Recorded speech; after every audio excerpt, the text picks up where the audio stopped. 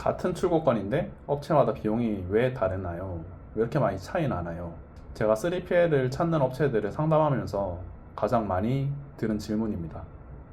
그래서 오늘은 전체 정산 금액에 대한 차이가 어디서부터 생겨나는지 알려드리려고 해요. 그리고 내역을 보면서 우리 회사에게는 어떤 3PL이 필요한지, 그리고 합리적인 견적이 얼마인지 스스로 판단할 수 있게 도와드릴게요. 아마 이 영상을 끝까지 보신다면 앞으로 3PL 견적이나 비용을 비교하실 때 아마 더 이상 헷갈리실 일은 없을 것 같아요. 같은 출고권으로 견적을 받았는데 왜 비용은 업체마다 다를까요? 차이는 결국 이 네 가지 요소에서 생겨납니다. 첫 번째, 기초공사를 해야 하느냐 아니면은 안 해도 되느냐. 기초공사라는 건 상품이 창고에 맨 처음에 입고가 됐었을 때 딱 한 번 해주는 작업이에요. 이 기초공사는 차에서 물건을 짐을 내리는 순간부터 시작이 된다고 생각을 하면 되는데요. 창고에서 이제 물건을 실은 차량이 들어오고 이 차량 크기에 따라 비용을 매기는 업체가 있어요. 뭐 예를 들어서 11톤당 얼마 아니면 16톤에 얼마. 이 11톤과 16톤은 차량의 크기를 뜻하고요. 그리고 컨테이너 20피트에 얼마, 40피트에 얼마, 이렇게 해서 수십만 원씩 차이가 나기도 합니다. 이후 짐을 다 내리고 나면 그 다음이 이제 진짜 기초공사인데요. 입고를 하려면 제품을 검수를 해야 합니다. 그리고 검수를 하기 위해서는 당연히 전산에 상품 등록을 해야 하고, 예를 들어서 바코드가 붙어 있지 않다면 바코드를 일일이 다 붙이고, 그리고 재고를 전체 검수하는 것을 기초공사라고 하죠. 아마 이것을 무료로 해주는 곳도 있고 전부 다 비용을 하나하나 받는 업체들도 있기는 해요. 요즘 업체들은 비용을 뭐 딱히 숨기지는 않던데 여기서 비용이 조금 갈린다고 생각을 하시면 돼요. 그래서 이제 전체 금액이 월 말쯤에 나올 거예요. 그러면은 이제 계약하기 전에 이 기초공사를 해야 하냐 말아야 하냐 아마 업체에서 다 얘기를 해줄 거고요. 근데 만약에 얘기해주지 않았다 하면은 눈탱이를 맞을 수도 있겠죠. 이것도 무료로 해주는 곳이 있기는 한데 특정 항목마다 비용을 매기는 곳이 있기는 해요. 요즘 업체들은 뭐 이런 것까지 비용을 숨기지는 않는 걸로 알고 있어요. 하지만 문제는 같은 항목인데 어떤 업체는 금액을 받아가고 어떤 업체는 무료로 해주고 하는 것들이 문제라고 생각을 합니다. 그러면은 이제 영원과 뭐 수십만 원의 차이인 거죠. 그렇게 하면은 이제 누가 더 받아가고 안 받아가고가 정산서에 나오는 거죠. 그러면 이제 계약서를 냉큼 계약을 했다가 정산서를 딱 받으면은 여기서 이만큼이 나갔네 가 되는 거죠. 그리고 두 번째입니다. 상품이 나갈 때마다 따로 붙는 작업이 있느냐.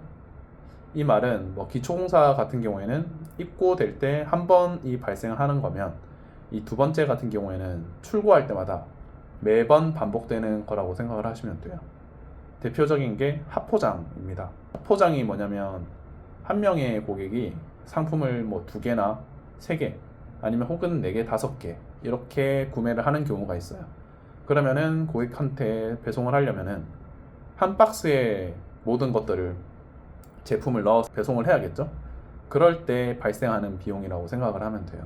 보통은 합포장이 발생을 한다고 하면 이제 2개 이상부터 발생을 하는데 뭐 2개 하면은 뭐 1개 플러스 1개니까 그 1개에 대한 비용이 합포장 비용으로 붙고, 아니면 3개를 구매하게 되면은 2개가 합포장이 더 추가가 된 거니까 그때부터 비용이 붙는다고 생각을 하면 됩니다. 이렇게 하면은 매일 수백 건씩 쌓이는 거라서 한 달 차이로 전체적으로 계산을 하게 되면은 비용이 꽤 커집니다. 그래서 가장 크게 벌려지는 이 견적이 가장 크게 벌려지는 비용이 바로 합포장이라고 생각을 하면 됩니다. 그리고 세 번째, 가만히 있어도 나가는 돈이 있느냐. 앞에 2개는 뭐 일이 생길 때마다 발생하는 비용이라고 생각을 하면 되고요. 이번 세 번째는 가만히 있어도 출고가 하나도 없어도 빠져나가는 돈입니다. 바로 여러분들이 아시는 보관비라는 건데요. 이 보관비는 상품이 팔리든 안 팔리든 창고에 계속 자리를 차지하고 있기 때문에 그 동안 비용이 나간다고 생각을 하면 돼요. 근데 이 보관비도 업체마다 비용을 매기는 방식이 전부 다 제각각이에요. 어떤 곳은 팔레트 단위 1100 by 1100의 비용을 매기는 곳이 있고, 또 어떤 곳은 부피에 따라서 매기는 곳이 있어요.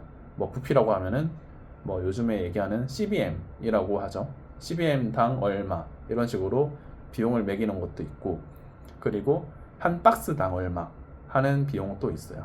그래서 이 똑같은 양의 재고를 맡겨도 어디냐에 따라서 금액이 조금씩 달라진다고 생각을 하면 돼요.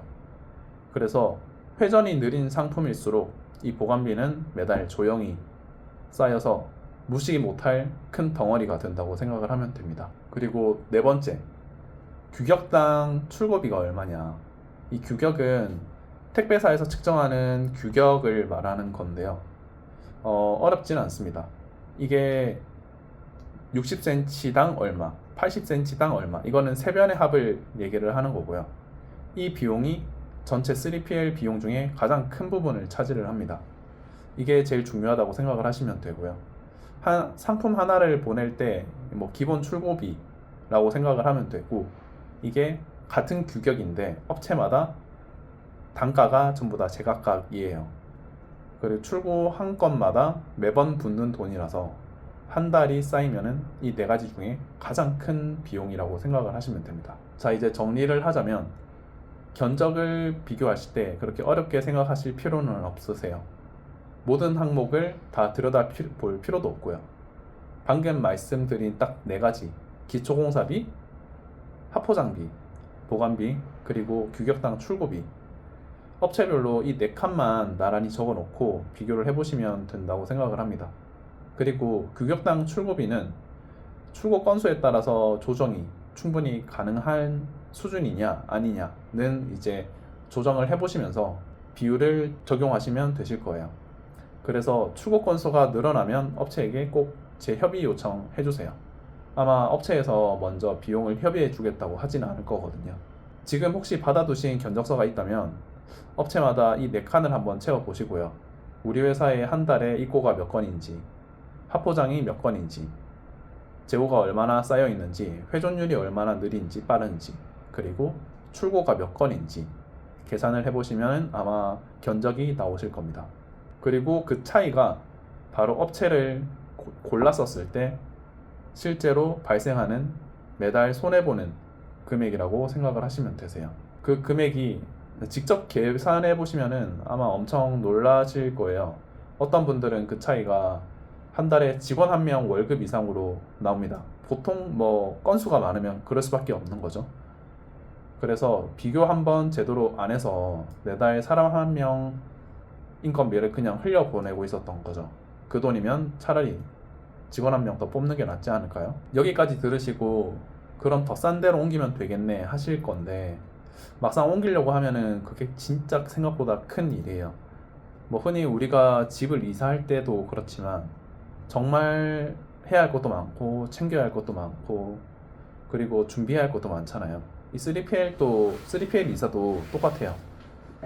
창고에 쌓인 재고를 다 빼야 하고 시스템도 다 새로 세팅을 해야 하고, 그래서 뭐 너무 귀찮아 가지고 손해보는 거 알면서도 그냥 버티시는 분들도 많은 걸로 알고 있어요.